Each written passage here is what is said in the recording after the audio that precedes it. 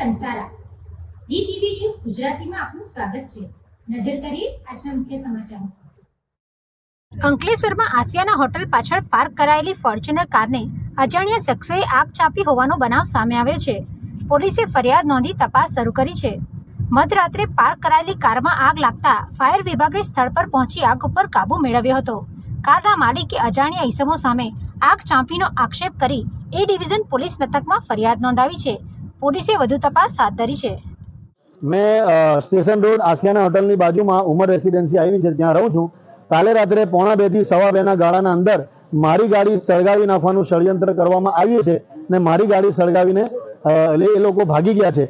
આ સળગાવવા પાછળનું કારણ એ છે કે ડડાલ ગામનો વ્યક્તિ તોસીફ પાંચભાયા અને એમના ફાધર હનીફ પાંચભાયા એ લોકો ઇસ્લામના વિરુદ્ધ ખરાબ ટિપ્પણી કરી હતી ને એ લોકોના વિરુદ્ધ મેં પણ પછી એ લોકોને બોલ્યો હતો ઇસ્લામ માટે ને એ લોકો એ રીતના અંદર મારી ગાડી સળગાવી નાખવાનો પ્રયાસ કર્યો છે ને મને એવું લાગે છે કે એ લોકો મારી હત્યા પણ કરાવી શકે, મારું મર્ડર પણ કરાવી શકે એવું મને લાગે છે।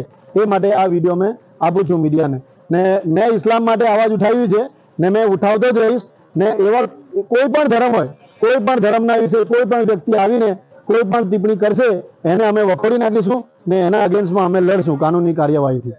Pintu Modi, DTV news, Ankleshwar.